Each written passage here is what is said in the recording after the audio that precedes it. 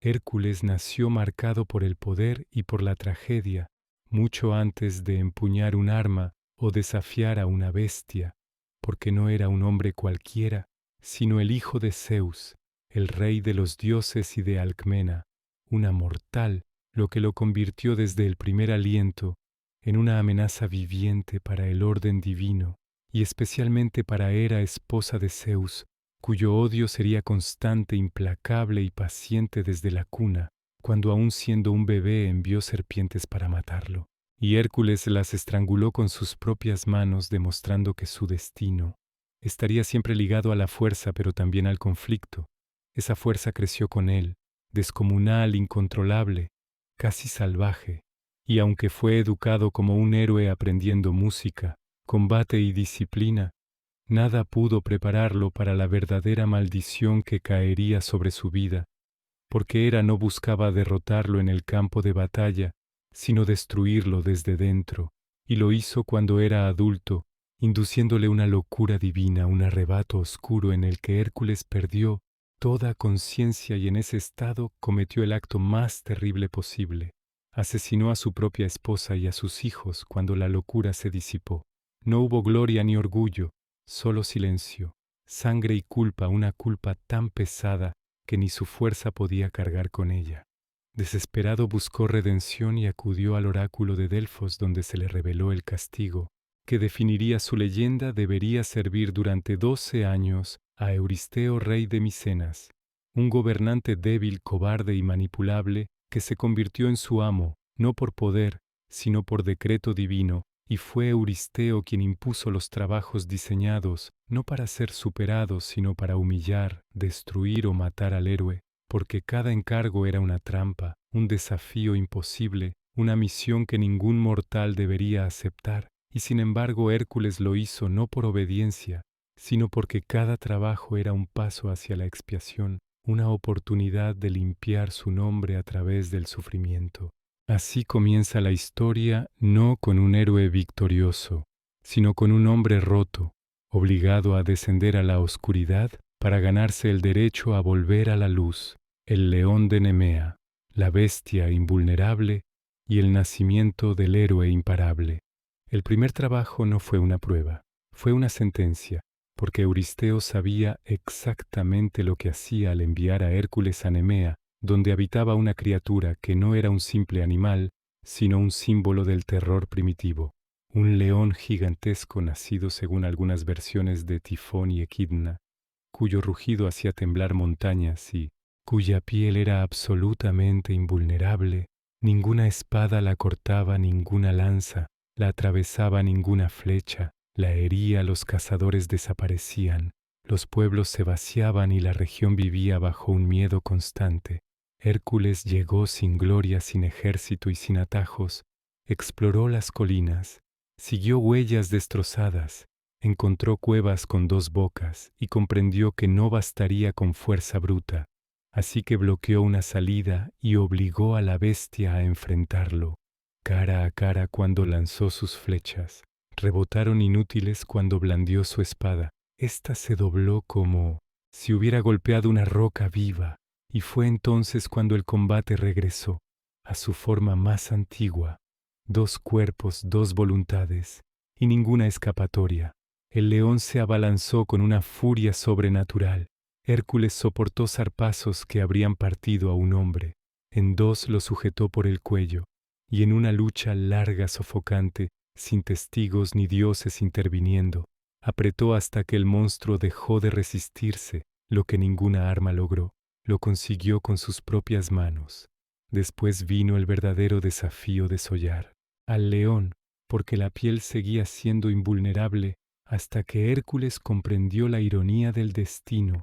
Solo una garra del propio león podía cortar su piel, y así lo hizo, convirtiendo esa armadura indestructible en su símbolo eterno, una capa de poder y advertencia. Cuando regresó con el cadáver, Euristeo no celebró. Entró en pánico, se escondió en una tinaja de bronce y desde entonces jamás volvió a recibir a Hércules cara a cara, ordenándole que dejara las pruebas fuera de la ciudad, porque el mensaje había quedado claro: El héroe no solo sobrevivía a lo imposible, sino que transformaba cada amenaza en identidad. El león de Nemea no fue solo una victoria, fue el momento exacto en el que Hércules dejó de ser un penitente y empezó a convertirse en leyenda. La hidra de Lerna, el monstruo que enseñó a Hércules que la fuerza sola no basta.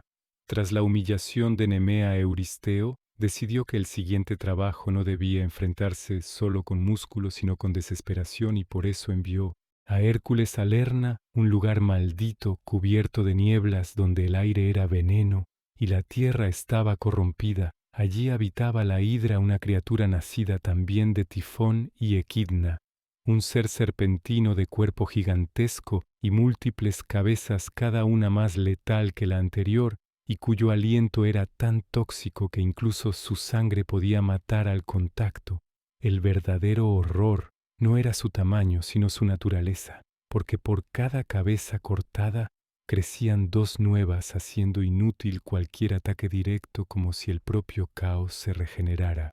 Hércules atacó con decisión usando su espada y su fuerza legendaria, pero pronto comprendió el error. Cada golpe empeoraba la situación, cada victoria parcial multiplicaba el problema.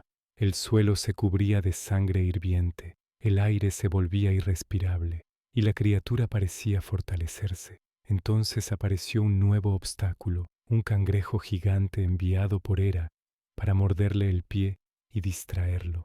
Símbolo claro de que los dioses no jugaban limpio. Hércules lo aplastó, pero la hidra seguía creciendo, y fue en ese punto cuando el héroe tomó la decisión más importante hasta entonces. Pidió ayuda a su sobrino Iolao, que con antorchas quemaba los cuellos recién cortados, impidiendo que las cabezas volvieran a surgir una a una. Fueron cayendo hasta llegar a la última, la inmortal que no podía ser destruida. Hércules la arrancó de raíz y la enterró bajo una roca enorme, sellándola para siempre. Después empapó sus flechas en la sangre venenosa de la hidra, transformando su arsenal en armas mortales que cambiarían el resto de su destino. Sin embargo, Euristeo declaró que el trabajo no contaba, porque había recibido ayuda a una decisión mezquina que revelaba el verdadero propósito de los trabajos: no redimir a Hércules, sino quebrarlo. Pero el mensaje ya estaba escrito. La fuerza podía vencer a bestias, la inteligencia podía vencer a horrores eternos, y desde Lerna Hércules dejó de ser solo músculo para convertirse en un héroe completo, temido incluso por los dioses. La cierva de Serinia, velocidad divina, paciencia infinita y el choque con los dioses. Después de monstruos y sangre, Euristeo eligió un castigo distinto. No quería ver a Hércules luchar, quería verlo fracasar lentamente, y por eso le ordenó capturar viva a la cierva de Serinia, un animal sagrado consagrado a Artemisa, diosa de la caza, una criatura de pezuñas de bronce y cuernos de oro, capaz de correr más rápido que una flecha, y cuya muerte significaría la ira directa de una diosa. No era una prueba de fuerza, sino de autocontrol, de paciencia y de respeto a lo divino.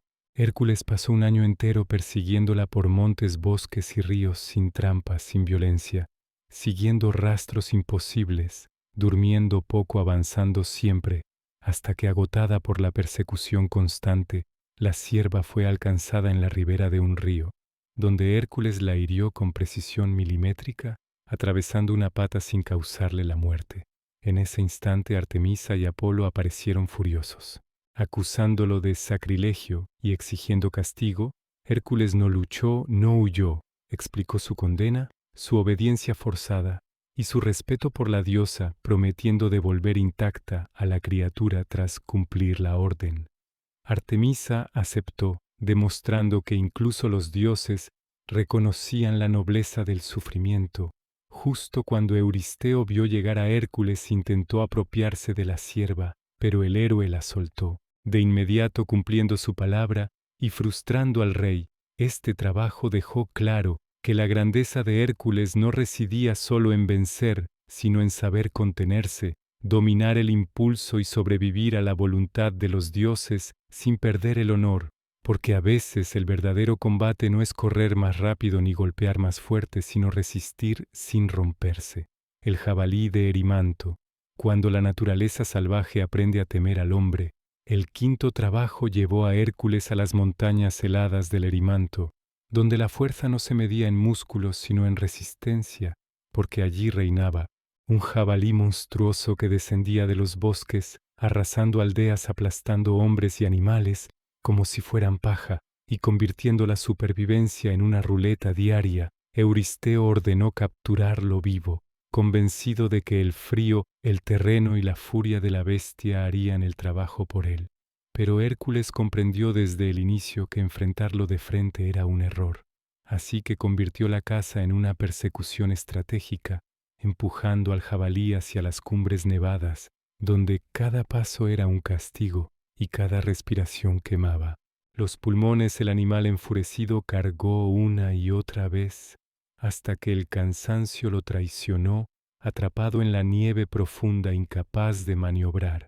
Hércules se lanzó sobre él, lo inmovilizó con cuerdas y lo arrastró montaña abajo, en una imagen casi absurda de poder absoluto.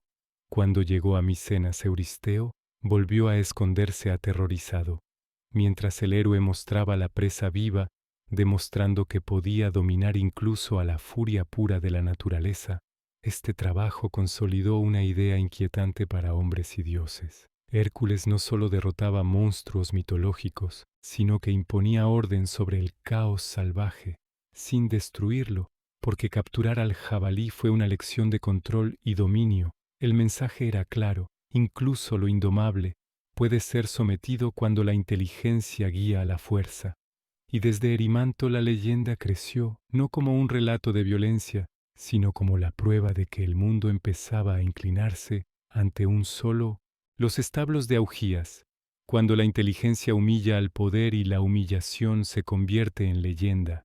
Tras someter a bestias y dominar la furia de la naturaleza, Euristeo decidió que el siguiente castigo debía ser distinto. No mortal, no heroico, no digno. Quería quebrar el espíritu de Hércules, reduciéndolo a la tarea más despreciable imaginable: limpiar los establos del rey Augías de Élide en un solo día.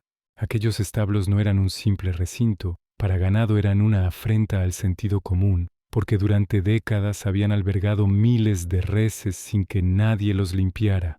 Jamás el suelo estaba cubierto por capas de suciedad acumulada, el aire era irrespirable, y el trabajo requeriría años de esfuerzo incluso para un ejército entero. Euristeo estaba convencido de que Hércules no podría cumplirlo sin quedar destruido física y moralmente, y Augías por su parte aceptó el desafío con arrogancia, prometiendo una recompensa que jamás pensó pagar, porque nadie había conseguido jamás limpiar aquel lugar. Hércules llegó no como un esclavo resignado, sino como un observador frío. Analizó el terreno, la pendiente, los muros, la cercanía de los ríos, Alfeo y Peneo, y comprendió que la fuerza directa era inútil, así que tomó la decisión que cambiaría la naturaleza misma de los trabajos. No iba a luchar contra la suciedad, iba a borrarla del mapa. Rompió los muros de los establos, abrió canales y desvió el curso de los ríos, haciendo que una corriente imparable atravesara el recinto, arrastrando en pocas horas toda la inmundicia acumulada durante generaciones. Cuando el sol cayó, el lugar estaba limpio, como nunca antes había estado, y la hazaña no tuvo sangre ni combate, pero fue una de las más humillantes para reyes y dioses. Augías se negó a cumplir su promesa, acusando a Hércules de engaño, y Euristeo declaró el trabajo inválido, alegando que el héroe había obtenido un beneficio, lo que dejó al descubierto la hipocresía del castigo, porque las reglas nunca fueron justas ni lo pretendían, pero para el mundo el mensaje fue demoledor. Hércules había demostrado que incluso el trabajo más degradante podía transformarse en una proeza, cuando se aplicaba inteligencia, visión y audacia. Los establos de Augías no fueron limpiados solo de suciedad, sino de una idea peligrosa, la de que la grandeza depende del tipo de tarea. Desde ese momento, quedó claro que el verdadero poder de Hércules no era solo levantar montañas o estrangular monstruos, sino entender el mundo y doblegarlo con una sola decisión bien pensada. Las aves del lago Estínfalo, el terror que caía del cielo. Para el séptimo trabajo, Euristeo envió a Hércules a un lugar donde la fuerza parecía inútil. El lago Estínfalo, una región pantanosa y oscura, rodeada de bosques densos donde el suelo se hundía bajo los pies, y el silencio era tan inquietante como el propio peligro. Allí no esperaba una sola bestia, sino una amenaza constante e invisible hasta el momento del ataque. Las aves del lago, criaturas monstruosas con picos y garras de bronce y plumas metálicas, que lanzaban como proyectiles afilados, capaces de atravesar armaduras y matar a distancia. Los habitantes de la zona vivían aterrorizados porque el cielo mismo se había convertido en un arma. Hércules comprendió de inmediato el problema. No podía acercarse al lago. El terreno lo atraparía. No podía disparar a ciegas porque las aves se ocultaban entre los juncos y atacaban desde lo alto. Por primera vez el enemigo no estaba en la tierra, sino en el aire. Y entonces intervino Atenea entregándole unos címbalos de bronce forjados por Hefesto. Con ellos, Hércules subió a una colina y los hizo chocar, produciendo un estruendo insoportable que hizo levantar el vuelo a las aves, rebelándolas en masa contra el cielo gris.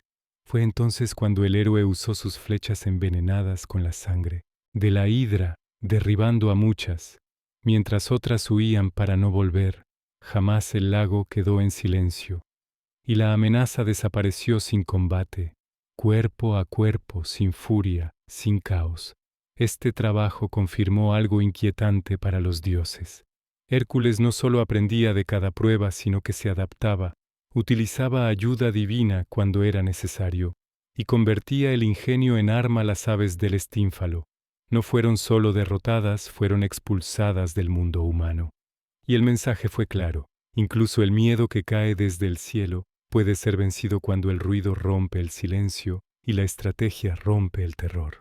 El toro de Creta, la fuerza desatada y el precio de dominar lo indomable. El octavo trabajo llevó a Hércules hasta Creta, una isla marcada por la intervención directa de los dioses y por los errores de los hombres, porque el toro que debía capturar no era una simple bestia salvaje, sino una criatura nacida del capricho divino, enviada por Poseidón como signo de poder y traicionada por el rey Minos cuando se negó a sacrificarla.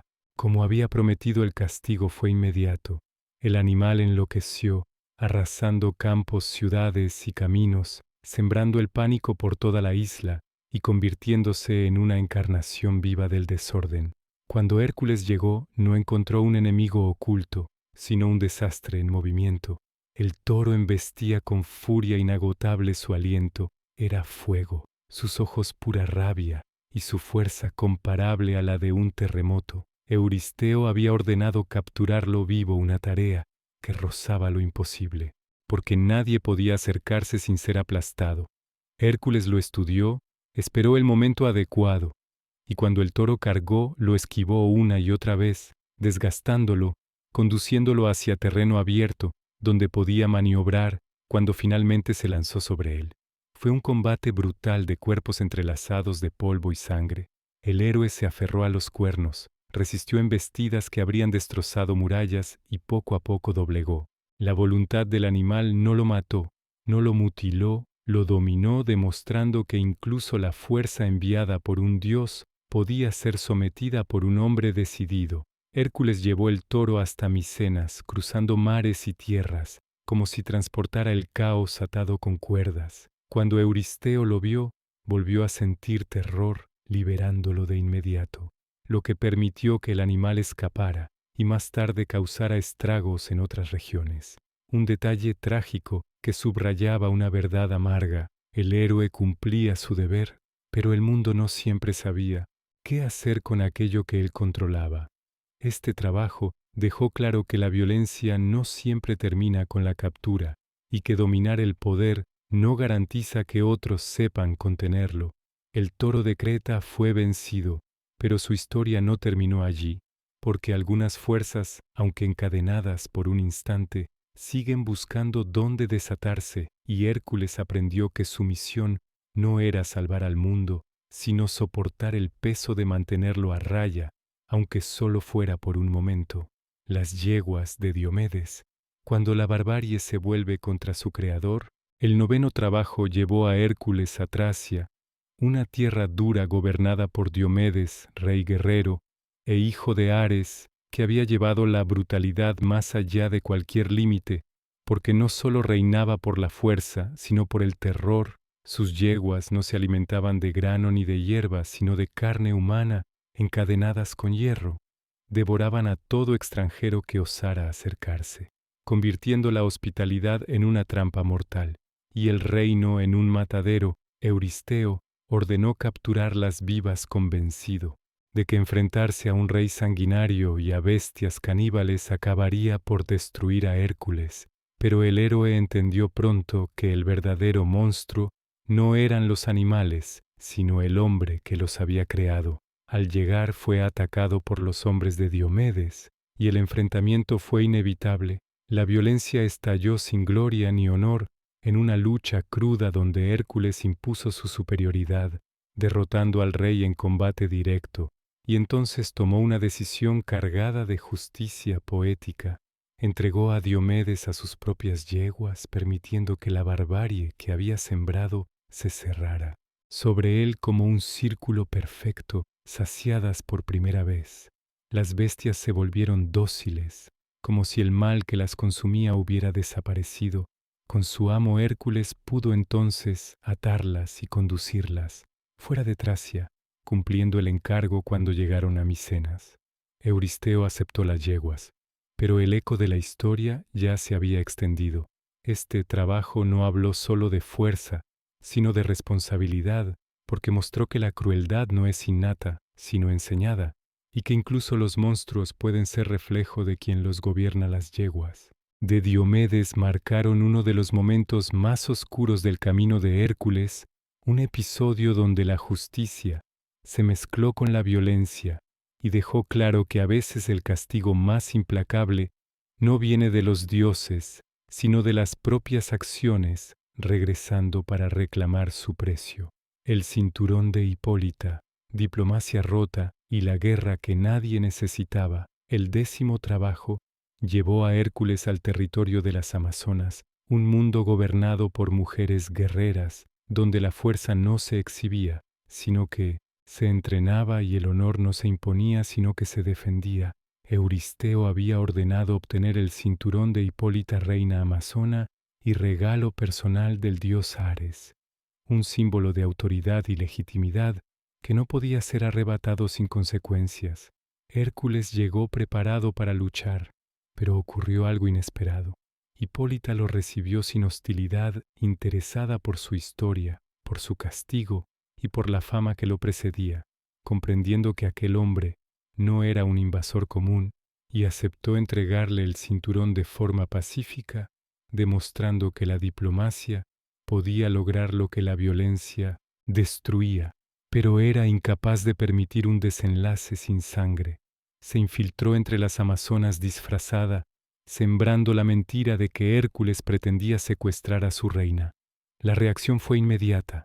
El campo se llenó de lanzas, escudos y gritos de guerra, y Hércules, al verse rodeado, interpretó el ataque como una traición. Mató a Hipólita en el combate y tomó el cinturón, cumpliendo su misión. Cuando la batalla terminó, no hubo victoria, solo pérdida, porque aquel trabajo dejó claro que incluso los conflictos evitables pueden convertirse en tragedia cuando la manipulación interviene.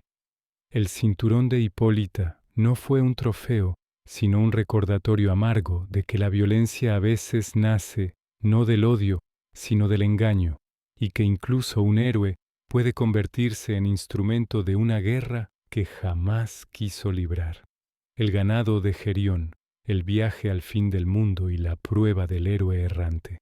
El 11º trabajo llevó a Hércules más lejos que nunca, hasta el extremo occidental del mundo conocido, una tierra donde el sol se hundía en el océano y comenzaba lo desconocido. Allí reinaba a Gerión, un gigante de 3 cuerpos unidos en uno solo, hijo de Crisaor y Calírroe, guardián de un ganado rojo como la sangre, protegido además por el perro bicéfalo Ortro y por el pastor Euritión Euristeo.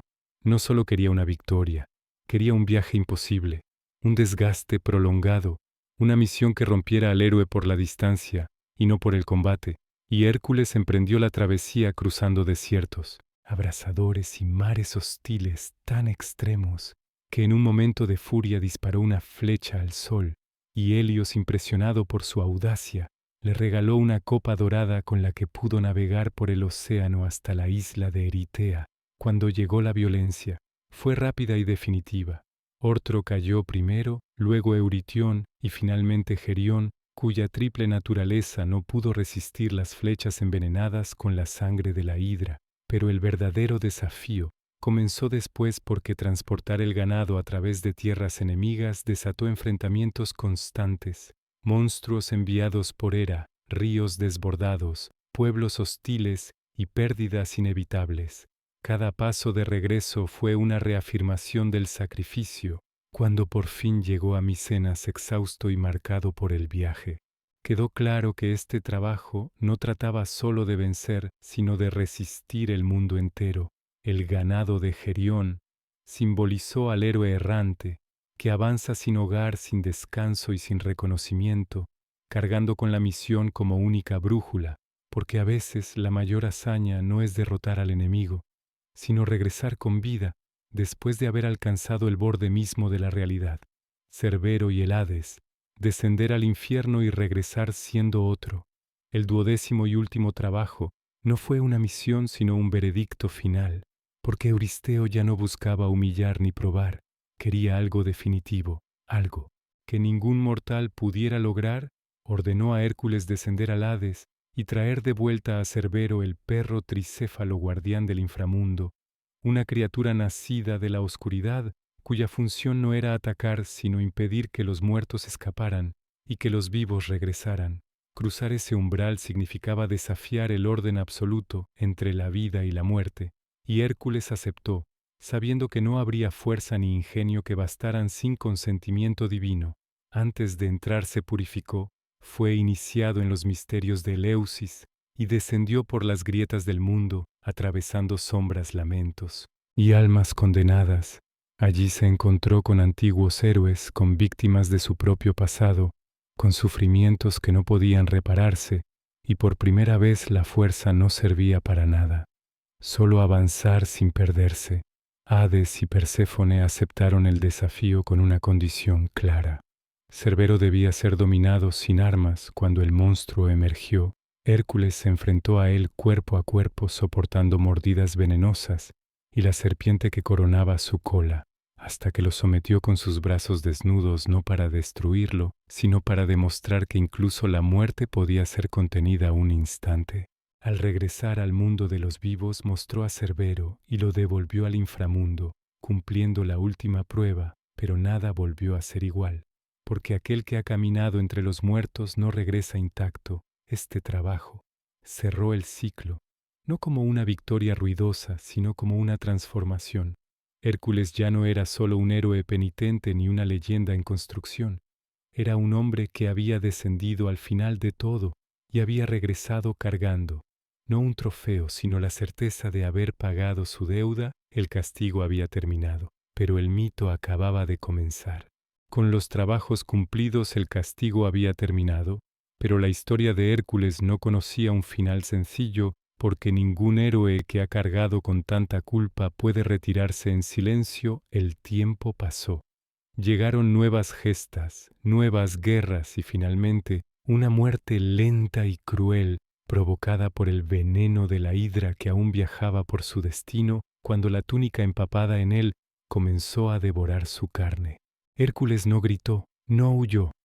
Entendió que incluso el mayor de los héroes debía pagar el precio completo y ordenó construir una pira funeraria. Al arder el fuego, consumió lo mortal, pero no lo divino. Zeus descendió y reclamó a su hijo, elevándolo al Olimpo, donde fue recibido como un dios reconciliado incluso con Hera, que aceptó al fin su existencia. La historia cerró el círculo. El hombre que empezó como instrumento del castigo terminó como símbolo de redención absoluta, porque Hércules no fue recordado solo por su fuerza, sino por haber demostrado que incluso el error más atroz puede enfrentarse con sacrificio, voluntad y perseverancia. Su mito no habla de perfección, habla de caída, lucha y ascenso, y por eso sigue vivo, porque mientras existan pruebas imposibles, siempre habrá alguien recordando al héroe que las afrontó una a una hasta ganarse la eternidad.